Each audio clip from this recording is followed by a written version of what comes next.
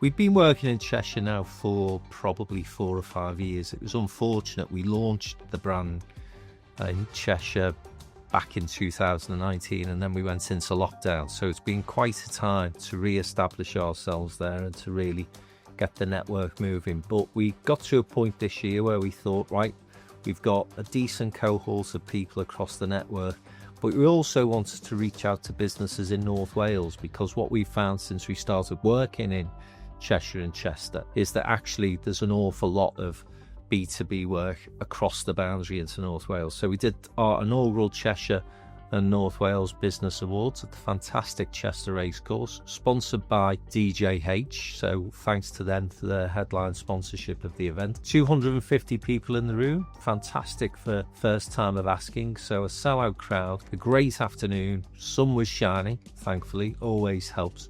And we had some brilliant winners as well. I sort of gave my main award to the Davis Partnership, who've been a long time established business over in North Wales and Chester. And as ever, it was great to have Lucy Meacock, legend in the Northwest of course, co-hosting the event with me. So it was a great day. We really enjoyed it. And of course, we now look ahead to what we do next in that part of the world, in the county. And there's a huge discussion and debate going on at the moment in Cheshire about devolution and about whether or not they should have an elected mayor. So we've got our Northern Power Towns Conference on the 11th of July happening in Warrington. If people want to come along to that, it's free to attend. Particularly, we wanted to focus in on what it would mean for regeneration in Cheshire if we got a devolved authority there, combined authority alongside a mayor. So we've got Phil Mayle from Muse, we've got Tim Heatley from Capital and Centric,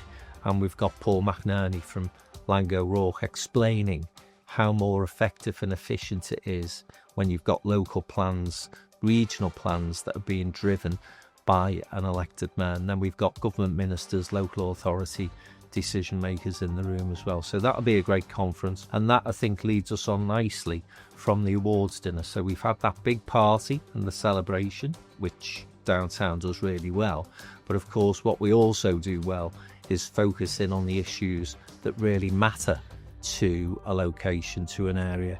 And given the fact that devolution is where people's minds are focused at the moment, that conference will be really important. So in Liverpool, obviously that's our sort of city where we started. We established the Downtown Brand first back in 2003, so we've got a big cohort, a big network here, and we've done a couple of events over the past month or so which have focused on the key issues around Liverpool and the city region, including our parliamentary reception at Westminster. But before then, we did a fabulous event, got about 100 people over at Everton's HQ to look at the Newtown initiative that has been proposed by Liverpool City Council and Sefton Borough Council.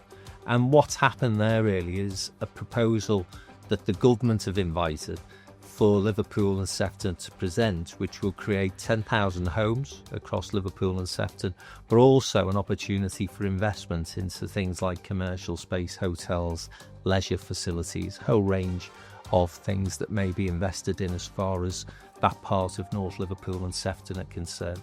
Of course, the reason why that area has been identified for that potential initiative is because of Everton's new stadium, the Hill Dickinson Stadium, which is a magnificent facility. Now, as a Blue, I would say that, wouldn't I? But actually, whoever you talk to from whatever football club they support, they will tell you that that is one of the, if not the best football stadia in Europe. So credit to Lang O'Rourke, big partner and sponsor, of course, of Downtown in Business, for getting that stadium not only delivered, but delivered on time and on budget. So that's a fantastic good news story for Liverpool. I think the other thing that we should remind ourselves, though, and give ourselves a pat on the back from Downtown's perspective, is that that stadium would never have happened had we not been able to shed that vanity badge that was World Heritage status that UNESCO held over us for many, many years, and stopped many developments, many regeneration opportunities from happening in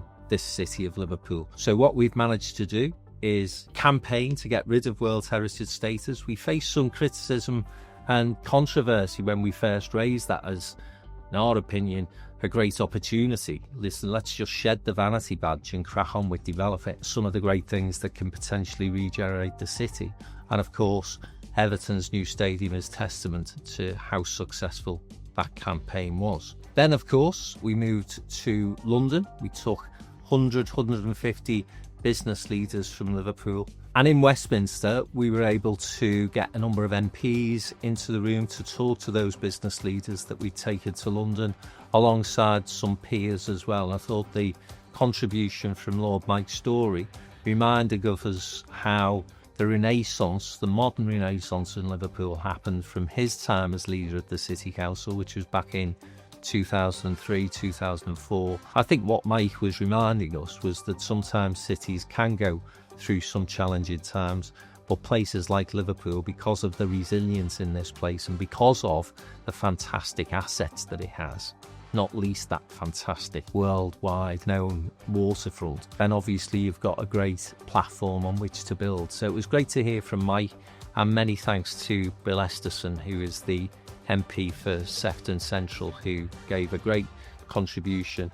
Also, he's the chair of the Energy Security and Net Zero Select Committee, so big important role for Bill. He was able to give us an update on what was happening. Prior to the reception, where, as I say, 150 people in the room there in Westminster, we had a dinner the night before where the leader of Liverpool City Council, Liam Robinson, came along to speak to the group. So good for Liam to be able to meet some London business people, some London investors, and also some of the people that came from Liverpool and the wider city region as well. A huge thanks to the Liverpool Big Company and the City of Liverpool College for sponsoring the parliamentary reception. So we had the interim chief executive from Salford City Council did a roundtable event with us, which was really informative in terms of bringing us up to date in terms of what was happening with developments in Salford. And then, of course, one of the things that we do here at Downtown is we offer political commentary and opinion. And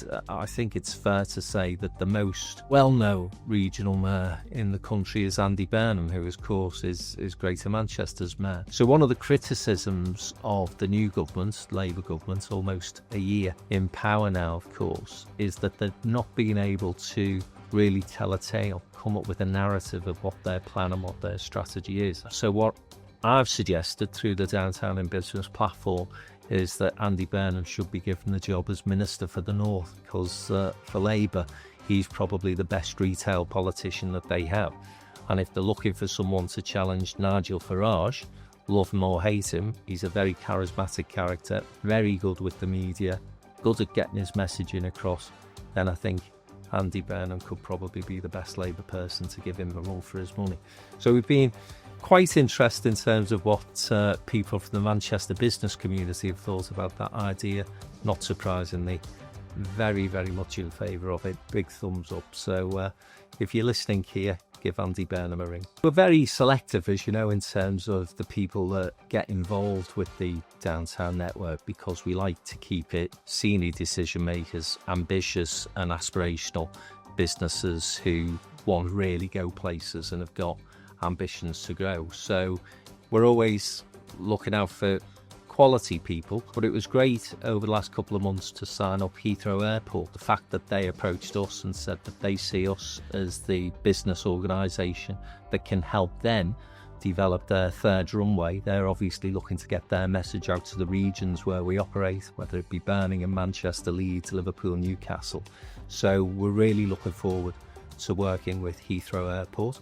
And then we've done a deal with Marketing Manchester, who have asked us to help them with their MIPIM delegation next year and the work they do around the inward investment agenda for Manchester. So brilliant that we'll be working with Heathrow and Marketing Manchester. And the other thing to mention really, I suppose, is a couple of corporate partnership deals that we've done over the past quarter. Stephen Hunt Associates and King and her team. So again, very much looking forward to driving ahead with the agenda that they've got for themselves. And Nugent, who are an absolutely fantastic, well-established Liverpool business that work across the country and have got some really innovative and exciting ideas around social care and social housing. So some great business wins for us, but with the absolute right sort of people, the right calibre of people for the Downtown in Business Network. And then we'll be back with a massive bang in September, with between September and Christmas about 50 or 60 events.